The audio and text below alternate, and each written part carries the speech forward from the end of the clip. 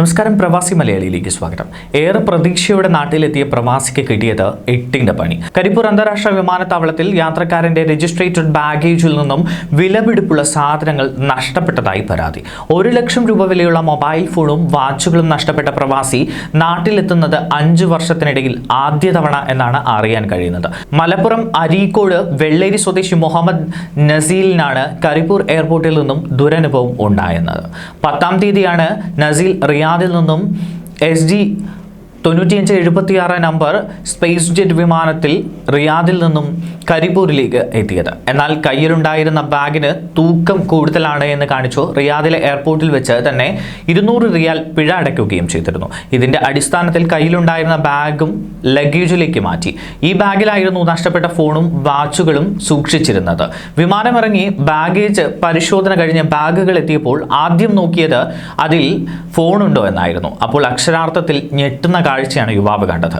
ബാഗിൽ ഫോണിന്റെ പെട്ടി കാണാതായതിനു പിന്നാലെ ഡ്യൂട്ടിയിലുണ്ടായിരുന്ന ജീവനക്കാരനോട് കാര്യം പറയുകയും ചെയ്തിരുന്നു. അല്പസമയത്തിനകം കൺവെയർ ബെൽറ്റ് വഴി ഫോണിന്റെ ബോക്സും എത്തി. പെട്ടി പൊട്ടിച്ച നിലയിലായിരുന്നു ഉണ്ടായിരുന്നത്. അതിൽ ഫോൺ ഇല്ലായിരുന്നു. എന്നാൽ ബോക്സിലെ മറ്റ് സാമഗ്രികളെല്ലാം പെട്ടിക്കകത്ത് ഉണ്ടായിരുന്നു. 1 ലക്ഷം രൂപയോളം വിലയുള്ള iPhone 12 വിമാനത്താവളത്തിൽ വെച്ച് നഷ്ടമായത്. ഇതിനു പുറമെ ഒരു വാച്ചും നഷ്ടമായതായി നസീൽ പറയുകയുണ്ടായി. ഫോൺ നഷ്ടപ്പെട്ടത് വ്യക്തമാക്കി വിമാനത്താവളത്തിലെ ടെർമിനൽ മാനേജർക്കും കരിപ്പൂർ പോലീസിനും നസീൽ പരാതി നൽകുകയുണ്ടായി. നസീൽ ഇപ്പോൾ വീട്ടിൽ ക്വാറന്റൈനിൽ കഴിയുന്നതിനാൽ തന്നെ നേരിട്ടെത്തി കേസിന്റെ കാര്യങ്ങൾ തിരക്കുന്നതിന് ബുദ്ധിമുട്ടുണ്ട്. എയർപോർട്ടിൽ CCTV ദൃശ്യങ്ങൾ പരിശോധിച്ചാൽ മൊബൈൽ ഫോൺ മോഷ്ടിച്ചവരെ കുറിച്ചുള്ള വിവരങ്ങൾ ലഭിക്കുമെന്ന പ്രതീക്ഷയിലാണ് നസീലും കുടുംബവും ഉള്ളത്.